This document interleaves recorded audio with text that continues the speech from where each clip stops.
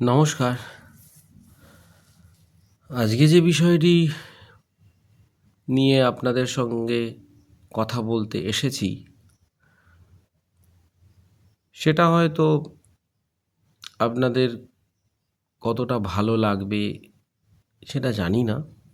অনেকের ভালো লাগতেও পারে, নাও লাগতে পারে। বিষয়টি হলো, বারুইপুরে যে ঘটনাটি ঘটেছে সেই ঘটনাটি অত্যন্ত দুঃখজনক, কিন্তু তার পরিপ্রেক্ষিতে আমাদের মাননীয় মুখ্যমন্ত্রী যে অ্যাকশান নিয়েছেন এবং যে অ্যাকশান ভবিষ্যতেও নিতে চলেছেন, তার জন্য আমি সাধুবাদ জানাই আমার পক্ষ থেকে। কেননা 15 বছর ধরে যিনি মুখ্যমন্ত্রী ছিলেন তার কথা যদি বলা যায়, তিনি যথারীতি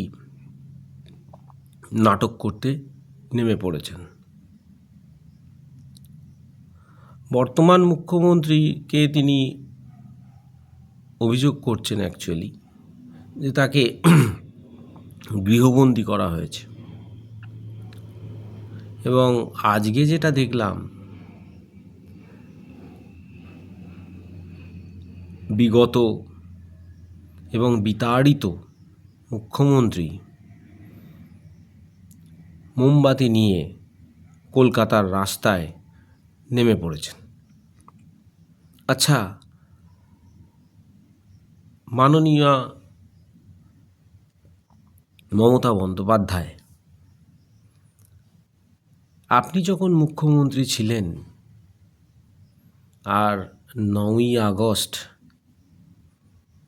আরজি করে যে ডাক্তার মেয়েটি মারা গেল, বলা চলে তাকে নৃশংসভাবে হত্যা করা হলো, সেক্ষেত্রে আপনাকে মোমবাতি নিয়ে বেরোতে দেখা গেল না তো। যেখানে শুধু পশ্চিমবঙ্গ নয়, সমগ্র বিশ্বে যেখানে যেখানে বাঙালিরা রয়েছেন তারা প্রত্যেকে এই ধরনের ঘটনার নিন্দায় পঞ্চমুখ হয়েছিলেন এবং তারা প্রত্যেকেই মোমবাতি নিয়ে যে যার দেশের অবস্থান করছিলেন সেখানকার রাস্তায় নেমেছিলেন। আর আপনি কি নেমেছিলেন? তখন আপনি কেন নামেননি? কেন? অভয়া কি কারোর মেয়ে ছিল না? বারুইপুরে যে মারা গেছেন তারও যেমন পিতা মাতা রয়েছেন, তারা যে প্রচণ্ড পরিমাণ কষ্ট পাচ্ছেন, অভয়ার বাবা মা তারা কি তাদের একমাত্র মেয়ের জন্য কষ্ট পাননি?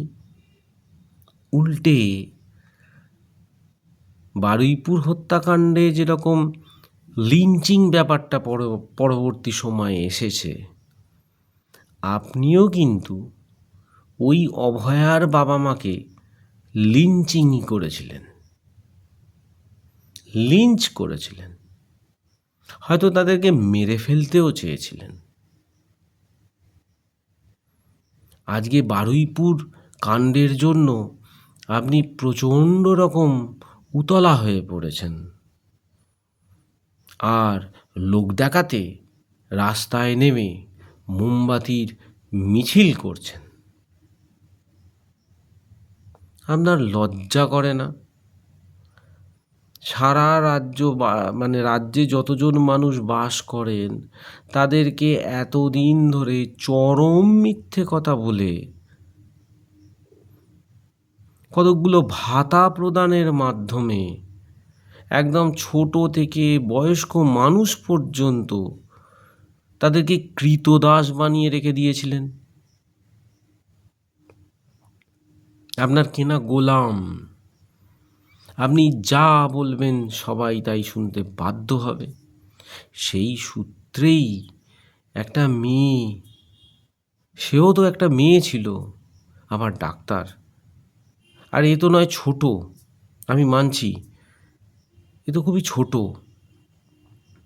এটা খুবই কষ্টের। কিন্তু আরজি করের যে ঘটনাটা ঘটেছিল আপনার সময়ে ঘটা, সেটা কি কষ্টের ছিল না? তখন আপনার মনে এক বিন্দু করুণা জাগেনি? কেন জাগেনি? আর এখনই বা জাগছে কেন? কেন মুখ্যমন্ত্রী হলে করুণা জাগতে নেই এরম কিছু ব্যাপার ছিল? মুখ্যমন্ত্রী হলে মোমবাতি নিয়ে বেরোতে নেই এরম কোনো ঘটনা ছিল? নাকি অন্য কিছু বিষয় ছিল, যে যতটা পারা যায় ধামাচাপা দিয়ে রাজ্যবাসীকে ভুলিয়ে দিয়ে সমস্ত কিছুকে তথ্য প্রমাণ সমস্ত কিছু লোপাট করে দিয়ে মেয়েটার যাতে কোনো রকম বিচার না পায় তার ব্যবস্থা করে দিয়ে আমি পায়ের ওপর পা তুলে মুখ্যমন্ত্রিত্ব করে যাব, এইটাই ছিল কি উদ্দেশ্য?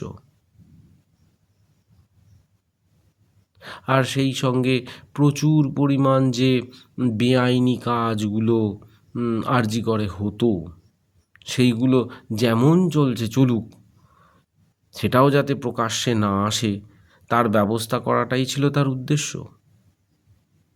এবং আপনি বহাল তবিয়াতে মুখ্যমন্ত্রিত্ব করে যাবেন আজীবন, মানে যতদিন আপনি বেঁচে থাকবেন ততদিন পর্যন্ত আপনি মুখ্যমন্ত্রী থাকবেন, এই রকমই কি উদ্দেশ্য ছিল? কেন সবাই তো আপনার ক্রীতদাস, সবাইকে আপনি ভাতা দিয়ে কিনে রেখেছিলেন। আজকে কি এমন ঘটনা হলো যে আপনি বলতে বাধ্য হচ্ছেন যে আমাকে গৃহবন্দী করে রাখা হয়েছে? আপনার কথা শুনে তো মনে হচ্ছে সেই কাশ্মীরে যখন ৩৭০ ধারা নাকি ছিল না, সেই ৩৭০ ধারাটাকে অ্যাবলিশ করা হচ্ছে, তখন ফারুক আবদুল্লাহ, উমর আবদুল্লাহ, আরও কিছু এক মহিলা, নামটা ঠিক মনে পড়ছে না, এনাদেরকে সব গৃহবন্দী করে ফেলা হয়েছিল। মানে এনারা যদি বাইরে বেরোন তাহলেই কিন্তু ওই ৩৭০ ধারা তুলে ফেলার ফলে চারদিকে পাথর ছোঁড়াছুড়ি থেকে শুরু করে সমস্ত কিছু লুম্পেনদের যে কাজকর্মগুলো হচ্ছিল, মানে তার সঙ্গে আপনার এই ঘটনাটার মধ্যে আপনার গৃহবন্দী থাকার ব্যাপারটা খানিকটা মিল খুঁজে পাওয়া যাচ্ছে। আপনি কিন্তু বারুইপুরে গেলেই ওই কাশ্মীরে পাথর ছোঁড়ার কাণ্ডটা হয়তো শুরু হয়ে যেত। আবার কয়েকজন ইউটিউবার, বিশেষ করে একজন বিশেষ ইউটিউবার, নাম করছি না, তিনি তো পরিষ্কার বলছেনই যে আপনি গেলে আপনাকে বাঁচানোটার জন্যেই তো মুখ্যমন্ত্রীকে মাথায় হাত দিয়ে বসে থাকতে হতো, আপনার যদি কিছু হয়ে যেত তাহলে মুখ্যমন্ত্রীর নামে দোষ পড়তো। এবং দেশলাই কাঠি বলে মানে দারুণ সুন্দর তিনি উদাহরণ পর্যন্ত দিয়েছেন, উপমা দিয়েছেন, আপনি একজন দেশলাই কাঠি। এই সুকান্ত ভট্টাচার্যের একটা কবিতা ছিল না, দেশলাই কাঠি, সেই কবিতাটার কথাই মনে পড়ছে, আমি একটি ছোট্ট দেশলাইয়ের কাঠি। আপনি তো এই দেশটাকে, মানে আমাদের বঙ্গদেশকে ভারতবর্ষ থেকে তো বিচ্ছিন্ন করতে চলেছিলেন। যদি আপনি ভোটে জিতে আসতেন, আমরা কি এই যে ১.৫-২ মাসের মধ্যে আর বাড়িতে থাকতে পারতাম? আমার তো মনে হয় না। কেন অনেক তথ্য যেগুলো বাইরে বেরিয়ে এসেছে, সেগুলো তো মানুষের অজানাই ছিল। কিছু তথ্য নিয়ে আর মানুষের অত মাথা ঘামানো নেই। কিন্তু যখন এখানে ভোট চলছে 23 তারিখ, 29 তারিখ, তার আগে থেকে নির্দিষ্ট দেশের নির্দিষ্ট বায়ুসেনা প্রধান তিনি আমাদের পাশের একটি দেশে এসে উপস্থিত হয়ে বসেছিলেন এবং টোটাল পশ্চিমবঙ্গ বর্ডার জুড়ে তিনি ঘুরে বেরিয়েছিলেন এবং তিনি প্রচুর পরিমাণ টাকা ঢেলেছিলেন, অস্ত্রশস্ত্র দিয়ে সাজিয়ে রেখেছিলেন যে যেই আপনি মুখ্যমন্ত্রী হবেন রাতারাতি তারা বর্ডার পেরিয়ে আমাদের এই বাংলায় ঢুকে যাবে এবং আমাদের বাংলার ভেতরেও যে স্লিপার সেলগুলো থাকবে তারাও জেগে উঠবে এবং যারা আমরা এখানকার বাসিন্দা হয় তারা মৃত্যুবরণ করব, আর না হলে এতদিন এই 1.5 মাসের মধ্যে বোধহয় পশ্চিমবঙ্গ ছেড়ে আমাদেরকে বিদায় নিতে হতো। আজকে আপনি নেই, এদিকে আপনার সমস্ত যে প্ল্যান ছিল সেগুলো সব ধ্বংস হয়ে গেছে। আরও কিছু কিছু গোপন ঘটনা আছে যে ঘটনাগুলো হয়তো ভবিষ্যতে প্রকাশিত হবে। আমরা জানতেও পাচ্ছি যে প্রচুর পরিমাণ টাকা, বিদেশি টাকা এদেশে এসেছে বা এই পশ্চিমবঙ্গে এসেছে। আপনি যাতে ভোটে জিততে পারেন তার জন্য তার সমস্ত রকম ব্যবস্থাই আপনি করে রেখেছিলেন। কিন্তু আপনি এত মানুষের পালস বোঝেন, আপনি কি এটা বুঝতে পারেননি যে আমার পাশে আমার লোকেরাই থাকবে না?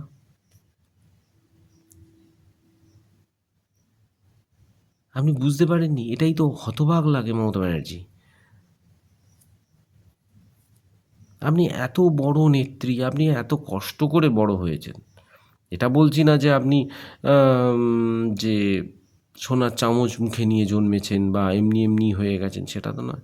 সে আন্দোলনের পেছনে আপনার মানে এই আপনার মুখ্যমন্ত্রিত্ব পাওয়ার পেছনে আপনার বহু প্রচেষ্টা ছিল। আমরা সিঙ্গুর আন্দোলনের কথাও পরিষ্কার শুনছি বিভিন্ন মুখে। আপনি কিভাবে অনশনটা করেছিলেন সমস্ত কিছুই জানতে পারছি।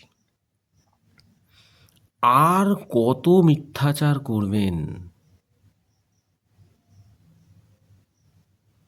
এরম ঘটনাও আছে যে মুর্শিদাবাদে রেজিনগরে যে ঘটনা ঘটেছিল বা মুর্শিদাবাদ জুড়ে যে ঘটনাটা আপনার সময় ঘটেছিল, সেই ঘটনাগুলোর বহু মানুষ সাক্ষী আছে, তারা হয়তো কেউ কিছু বলে না, শুনি। আমি সে বিষয়ে কথা বলছি না, শুনি। এরম ঘটনাও আছে যে নির্দিষ্ট একটা পার্টি সেখানে জয়লাভ করার পর রাতারাতি পুলিশের এসপিকে দিয়ে সেই সমস্ত মানে জয়ী প্রার্থীদের বাড়িতে বাড়িতে টাকা পৌঁছে দিয়ে তাদেরকে মৃত্যুর ভয় দেখিয়ে আপনি নিজে হাতে তাদেরকে সরিয়ে নিয়ে এসে তৃণমূলে জয়েন করিয়েছিলেন। আমার পরিচিত একজন তো খুবই আছেন, নাম করব না, আমার পরিচিত আছেন, তিনি আমায় অনেক কথাই বলেছিলেন যে এইভাবে আমাদেরকে হাত করে নেওয়া হলো, কিন্তু আমাদের পার্টি রইল না, আমরা তৃণমূল কংগ্রেস হয়ে গেলাম, বাধ্য হলাম, তা না হলে আমার ফ্যামিলি আর থাকবে না, পৃথিবীতে থাকবে না, আমার আত্মীয় স্বজনগুলোও থাকবে না। এরম জায়গায় আপনি ভেতরে ভেতরে অত্যাচার করেছেন। আজকে আপনি মোমবাতি হাতে রাস্তায়,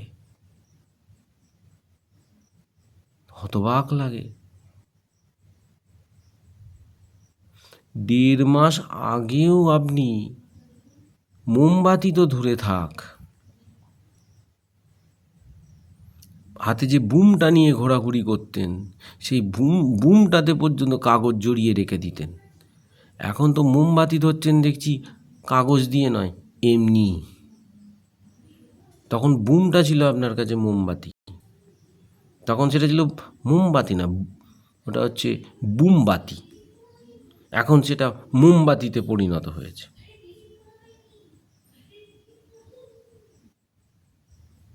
তাহলে এইভাবেই আপনি আপনার রাজনীতিতে আবার ফিরে আসতে চাইছেন? আহ, মানুষের মনের কাছে আসতে চাইছেন? কোনো দিনই হবে না। আপনাকে মানুষ মুছে ফেলেছে। আর যদি আপনি আসেন, তাহলে তো এত বড় ভুল মানুষ করবে সেটা আমার মনে হয় না। এবং আমার মতো প্রতিটা পশ্চিমবঙ্গবাসীরই সেই কথাই মনে হয়। কিন্তু খুব কষ্ট লাগে যে মানুষকে ঠকিয়ে কি পেয়েছেন?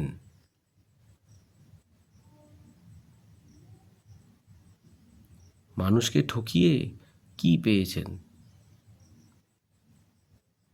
আর এত প্রতিহিংসা পরায়ণ কেন আপনি? আজকে আপনি প্রতিহিংসা পরায়ণ নন, আপনি ভেতর থেকেই প্রতিহিংসা পরায়ণ, প্রতিটা ক্ষেত্রে, ইঞ্চিতে ইঞ্চিতে।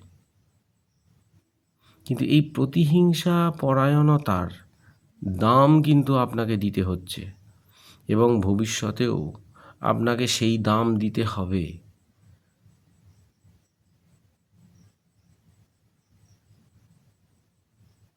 এর বেশি আর কিছু বলার নেই।